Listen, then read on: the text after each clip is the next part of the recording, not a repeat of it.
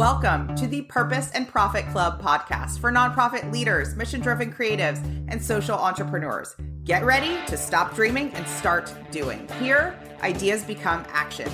We prioritize purpose and profit. You ready? Let's go. Welcome to part 2 of my interview with fearless CEO founder Mariah Coz. If you missed part 1, go back and listen to the previous episode 17, so you can learn about her business, how she scaled it past $1 million and created a 4-day work week for her entire team. I loved that conversation. Today's conversation, we're talking about the through line that I've seen being part of her programs between the students who really see the most success. And she shares both tactical and mindset advice that I know every single one of us need to hear, and also talks about how she's built and continues to build a body of work and courses that really answer what her audience needs and answers what the market needs. It's such a great conversation.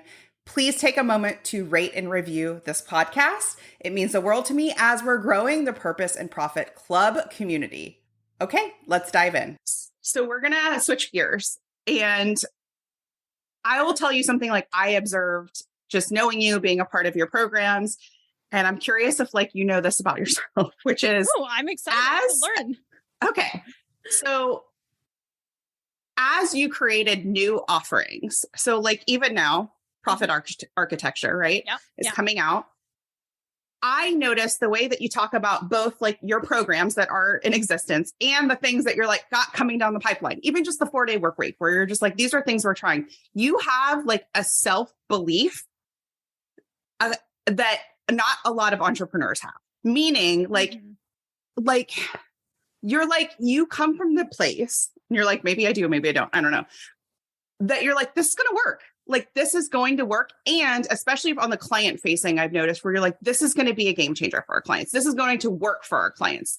And I feel I noticed in the beginning, I got tripped up too. And in launching my first course where I was is this good? I don't know. I was all like that. And I noticed the only thing that tripped me up and made it not good was just me thinking, is this good? Is this not good? I was just in my head about it. So I wonder if you realize, if you do realize that about yourself, tell the people the secret. How do you develop that muscle? How do you able? Yeah.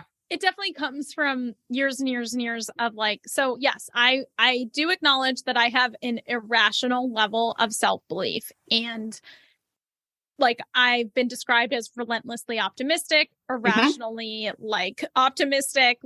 Sometimes people are I don't know why you think that's going to work. Definitely been told that's not going to work. What are you thinking? That's never been done before. That blah, blah, blah.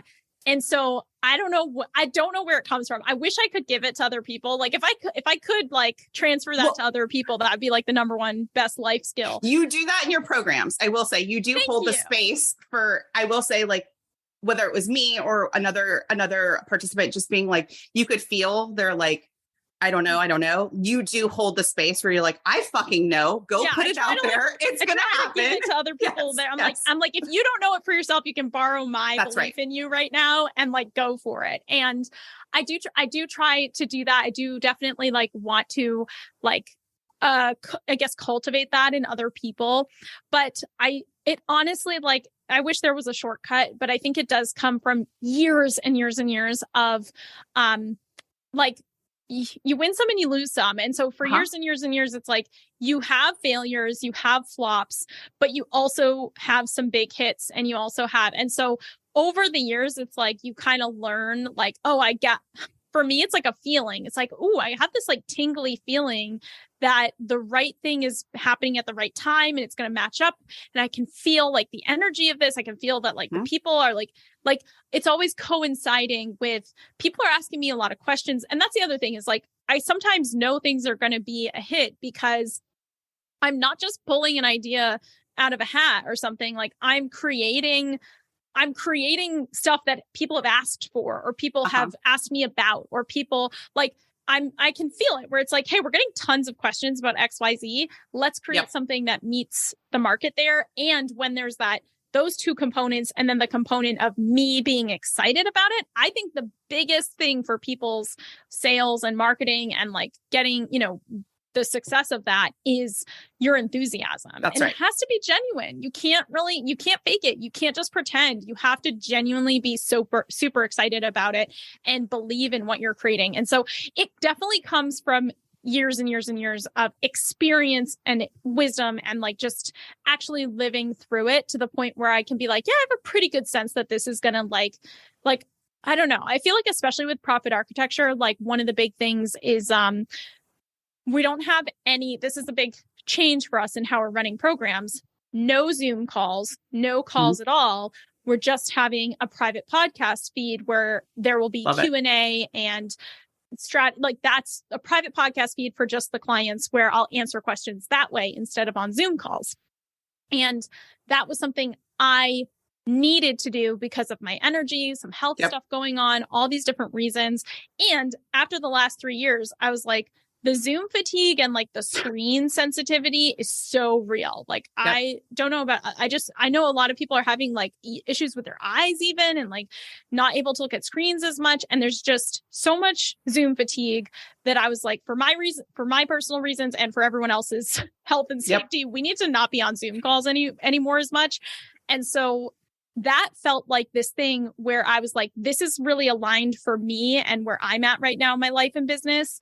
And I hope that other people feel that. I hope they get it. Like, I hope they don't just be like, oh, what's that? That doesn't sound as good.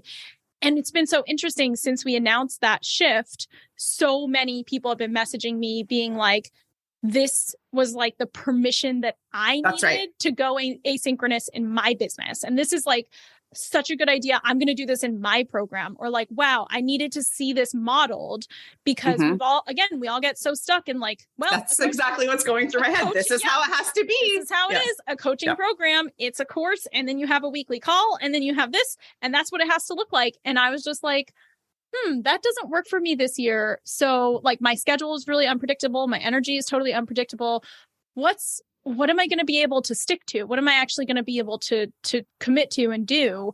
And it's just been amazing how many people have been like, not only are they excited about that restructure of support of the program, but they're excited to implement that themselves. And they see it as like an option and a possibility for them. And so that's why I keep doing this, because I just hope, and that's the thing is like, you kind of go out on a limb and you're like, I hope that people see there's a riskiness to it, right? It doesn't mean that it's like feels warm and fuzzy and great being like, we're going to do it this way. There's a riskiness to it, and still you do it, and still we go, right? Yeah. And still you do it. And if you start getting just those little tiny positive feedback loops, those make all the difference to me, because then it starts building where I'm like, oh, a couple people told me they were excited about this. Oh, well, this, blah, blah, blah. And then like it just starts building from there. Oh, I love that. So, okay, you mentioned failure earlier.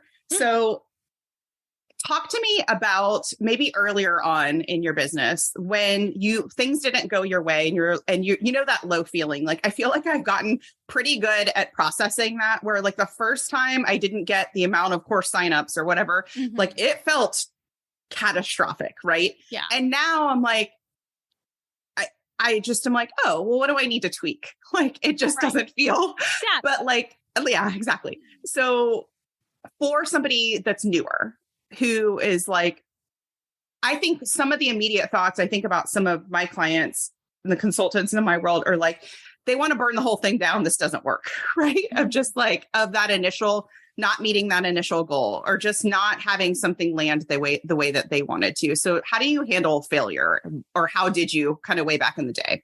Yeah. I mean, and it still happens back in the day and all the time. But I think there's, you definitely get better at knowing, like kind of seeing the signs of like, hey, this isn't really like clicking, or something about this isn't quite right. So you can sometimes like course correct sooner than like going all out, but sometimes you still do. And I think what I've come to do is really start to sort of like revel in and like be all of like just kind of like basking in those like sick, sad feelings of failure, and like being really upset and feeling really like giving yourself a pity party and just being and just letting myself be in that space. But also for me, the thing that's shifted is that I've become aware that for me, every time I'm at that lowest point is when something is about to click, and something that I didn't even think was a possibility is going to come from that, from a place of pure frustration and pure just like sadness over it. I can't, like, I'm just so frustrated. I can't do this anymore. Those are the moments where everything cracks open and you're like, oh, I have an idea. I think you're so right on. Yeah. Yeah. And like I describe it as like the doors are locked and the windows are closed and you're just like, ah, and then you just like punch through the wall and you're like, or like punch through the ceiling and you're like, oh my gosh, like there's no way out of this. I hate this. Everything is terrible. And then you're just like, wait a minute. And so for me, like, I think one great example of that is just when I first launched my first high ticket program, and this is in the first couple of months of 2018. So like January, February, March of 2018, those first couple months, I was doing sales calls and I was miserable. I was so anxious, upset, tired. My team was like truly worried about me. They were like, this is not good for your mental health. Like every call would end in a no. I sucked at them. I was like so bad at sales calls. It just was like clearly not for me. And so I was just so frustrated, so tired, so upset, and failing at these sales calls. And from that place, I was like, well, like, I'm going to give it one shot. I'm going to try to do a group enrollment where there's not a sales call. And I'm like, I basically give up. So I'm not going to do a sales call. I'm going to do what I know how to do, which is a freaking webinar. And I'm just going to give people the link. And if they want to join, they can. And if they don't, I'm going to shut down this program and move on. That was my thought. And I love that. It's like conventional wisdom would have been like, Mariah needs to take a consult class. Like, you know, she needs a sales, sales coach. Like, and you're like, what if that's not it? What if we just kill the whole, we're so far beyond that. I was like, I can never do this again. And so, then I'm like, well, I'm just gonna, you know, it's do or die. I'm either this is gonna work by some weird, you know, possibility, or I'm just going to shut it down and move on to something else and do a different business model or whatever. And that famously did work and was like this whole start of the high ticket hybrid process and the innovation that came from that. And then of course, like, again, that first version was so messy. It was so rough. There was no plan. It was very minimum viable, but then spending years and years and years optimizing it and polishing it and turning it into what it is today became one of, I think, our biggest contributions to the space is a repeatable process for enrolling high ticket clients without sales calls. And I don't just mean like, oh, I did it once or twice in the DMs. It's like, no, I mean like a repeatable process that is structured and like actually makes sense. But so a lot of moments like that where now I can see even actually with Profit Architecture and the asynchronous private podcast support, I was like really kind of freaking out because I was like, I can't do Zoom calls anymore. Like I just can't, like, unpredictable schedule. There's a lot of stuff going on in my life right now. I can't do Zoom calls. What am I going to do? I was like, I don't know how I'm going to like figure this out. And finally came up with that idea. And so when you're in those moments of failure or just like frustration and upset and you're like, there's no way forward, I just try to allow something that is totally outside of what I could have imagined, give it a shot, see how it goes. And I love that so much. Open to it. Yes. I love that so much.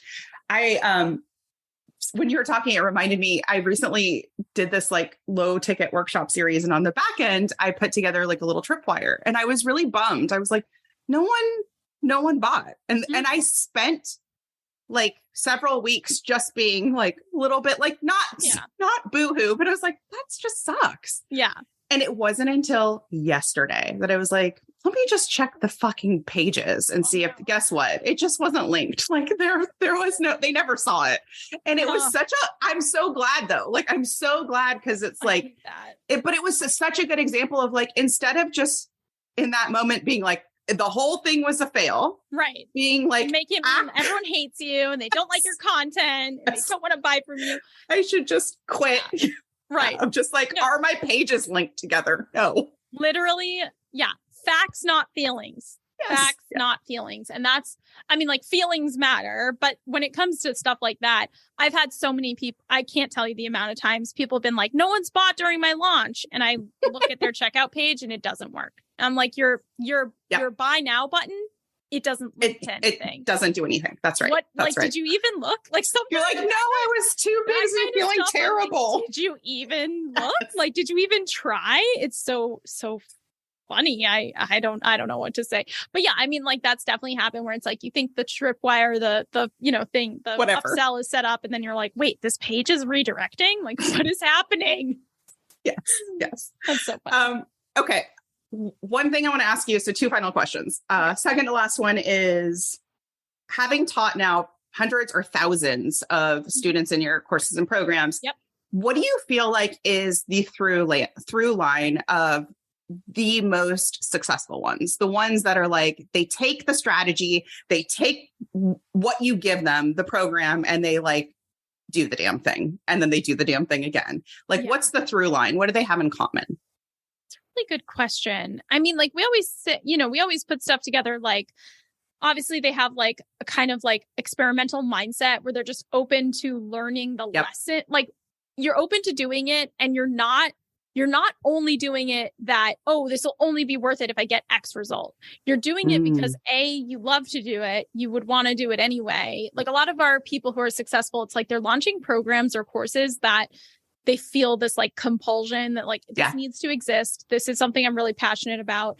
That obviously needs to be combined with like skill and strategy and stuff like that. But they're not just doing it where it's like, oh, unless I meet this exact result, I'm going to be so upset and I'm going to feel like this was a total waste of my time. They're more like, I'm excited to learn the lessons from this. They also understand that it is a first draft. And like, if you can just get validation, you can grow from there. Like the first high ticket program that we launched, which was the accelerator in like January of 2018, the first time we put it out there, 5 people joined.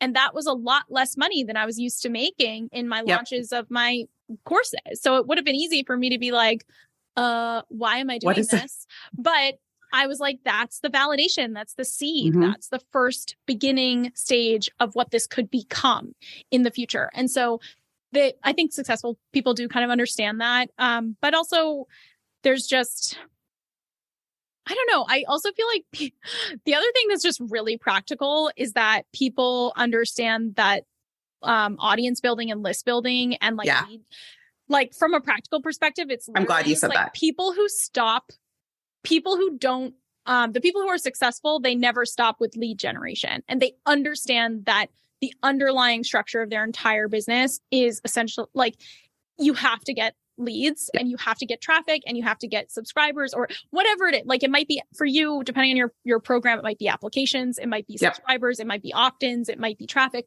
whatever it is, you have to get that consistently all the time. And that's how your business grows. And I think the people who are not successful is they just, again, not successful. I don't mean to say it that way, but people who might struggle more, they like constantly are like fiddling with their sales page or fiddling with this or fiddling with that, but they're avoiding lead generation at all costs. That's right. Not doing anything to grow their audience or grow their list or grow their database.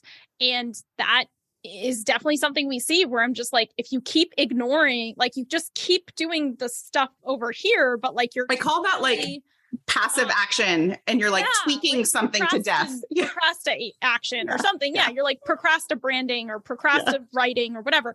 You're doing all this other stuff. And I'm like, you just like have to go out and get subscribers, have to get leads. Like that is what feeds the funnels. And I think people are like, my funnel's not working. And I'm like, has a single person opted in? And they're like, no, I haven't promoted it anywhere. Yes. And I'm like, okay, well, what do you think is going to happen? So I just think that most successful people understand that lead generation is a never ending project. And it just has to become part of your entire business and what you do. Love it. Okay. Yeah. Last question. What is one thought that you think on purpose? And this might be kind of mind bendy, but it could be a mantra, a reframe, an affirmation. Share that with our listeners. Yeah. Lately it's, what does equilibrium feel like for me today? And so equilibrium is a concept I came up with maybe a year or two ago. That's just like, I was definitely a person who struggled with like achievement and like wanting, like I definitely, my drive to achieve business success definitely came from like an unhealthy place of external validation. And I was like addicted to achievements, like the next goal and the next milestone. And aren't we all? Yeah. Award, right? Because yeah. And you're just like, oh, that's how I'm going to win love and adoration and acceptance, right? So like common basic, therapy stuff. But so really coming to terms with like really learning how to feel content and happy with where I'm at right now and just present in that. And so for me, equilibrium is the balance of feeling enoughness, like feeling like this is enough. I'm doing enough. I have enough. Everything's good. Like I'm content and happy right as I am. And it's the enoughness. And then on the other side of that, being open to the possibility of expansion if it feels good and if it feels like the right opportunity. So not pushing for expansion, but just being like, oh, well, that thing came along and if it all aligned, then like that, I'm open to that happening. So yeah, equilibrium for me is something that I actively choose multiple times per day because you're always hit with outside influences. Like if I don't look at social media anymore, but when I do accidentally look at social media for some reason, I have to respond to a message or something. I'm just like, it throws me out of equilibrium immediately because all of a sudden I feel like I'm not enough and I don't have enough and I'm not doing enough and I'm you know what I mean? It's like, so you have to choose it actively multiple times per day. That is such a great one. I'm just nodding along profusely because I'm like, yes, especially the social media piece. Okay. Thank you. Tell everyone where to go to connect with you, go find you. Yeah. Yeah. So definitely come listen to the podcast. It's the Mariah Coz Show, and I share tons of stuff for course creators, coaches, consultants, digital product CEOs on there. The Mariah Coz Show podcast. My website is fearlessceo.co. And we have a ton of free trainings and fun stuff like that on there. So yeah, pretty much the podcast and the website are good places to start and find lots of little rabbit holes that you can get stuck into there. Awesome. Thank you so much. This has been even better than I imagined. Knocked it out of the park. Thank you. This was so fun. Thank you. Let's talk about this concept of enthusiasm that Mariah shared in this interview today. She said it has to be genuine. You can't fake it. You have to genuinely be super excited about it and what you're creating. And I have witnessed this and I have experienced this to be true. If I feel a ton of trepidation around a course or program or a launch or even a fundraiser or anything like that, that shows through. If I believe in something, even if I don't know how we get there, even if I don't know the exact steps to get there, but I believe that it's possible, I believe in the possibility of it, I believe that I'm committed and that I know that this is an impactful, valuable program, thing, offering, campaign, that shows through and people are attracted to that. People want to join in and take action when you present in that way. So you really have to work on that belief. And I shared that, in one of my first online course launches, I didn't have that. It was something that I was like very wavering and floppy around. It was like, is this going to work? Is this good? Is this a good idea? Can I really do that? And the result of that launch wasn't so good, right? Because if I'm not sure about it, then my clients and potential customers aren't going to be sure about it either, okay? It's the same in your world. So take a moment and ask yourself where you can kind of double down and find some energy and self-belief and enthusiasm for what it is you do. The next thing that she shared was this idea of handling failure and actually finding that sometimes in those moments are where the biggest, greatest, most creative ideas come. And again, this is something that I was nodding along with going, yes. I had that happen to me not long ago.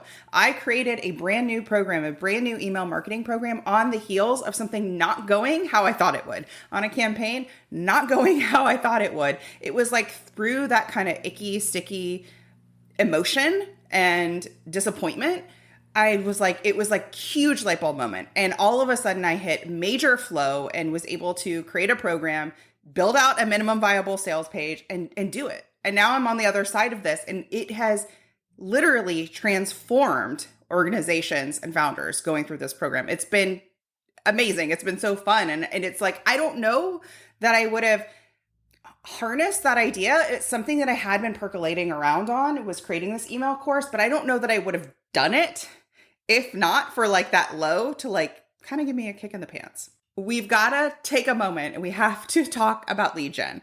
So this was another, speaking of kind of like kick in the pants, that one that we all needed to hear. So if you are a founder, a nonprofit, a for-profit, it doesn't matter. Lead gen matters. Lead gen matters. It's really easy when we have a successful campaign, when something does go our way, to sort of coast on it and forget that building a community, building a business, building a successful anything requires that we get people in our funnel, in the very, very top of our funnel, and that we keep getting people in our funnel. And so that was a really great reminder of that importance. And that is what kind of keeps the machine going and does keep the automation going and does provide spaciousness for something like a 4-day work week when we have systems set up to keep that lead gen going so it doesn't feel like the roller coaster. All right, the last thing I want to leave you with is this idea of equilibrium and relentless optimism. Isn't it a lot more fun to develop something for the first time, or even to relaunch something or create a campaign or fundraiser for the second, third, 20th time, to go into it with relentless optimism instead of thinking it's not going to work, instead of thinking that the only way to do it is like the hardest way and kind of grinding up against it? So I love that she talked about that idea of relentless optimism and also talked about the idea of equilibrium, because equilibrium is like the antidote to comparisonitis, of hopping on social media, feeling all of the have-tos and shoulds and feeling really stressed out, right? And instead saying, what does equilibrium look like for me today? What do I actually need to do? What do I not need to do? What gets me closer to my goal? What gets me, steps me closer to this thing that I'm actually working towards versus this thing that a bunch of other people are talking about? Like, do I really need to start a TikTok? I don't know. Maybe, maybe not, right? What does equilibrium look like? Take a moment, hang out with me over at Splendid Consulting. Send me a DM if this interview resonated with you. I'd love to know, and tag us in your posts. This interview with Mariah was such a game changer, and I was really excited to have her on and share all of her wisdom with so many of us. Have a beautiful week. You know how they say you should enjoy the journey, not just the destination? Have you ever wondered, how do I crack the code to do that? I can help you do that. I can help you not only achieve your biggest, most daring goals, but the journey to get there. No more overwhelm, no more self-doubt. I want to invite you to book a call with me. Go to splendidatl.com/book. Think you've reached out to everyone in your network? Are you out of ideas to get noticed and get funded? I hear you. That's why I'm giving you a chance to steal my prospect list. Yes, you can generate leads for your nonprofit or impact-driven business. Grab my mini training and list delivered to your inbox instantly. Go to splendidcourses.com/prospect.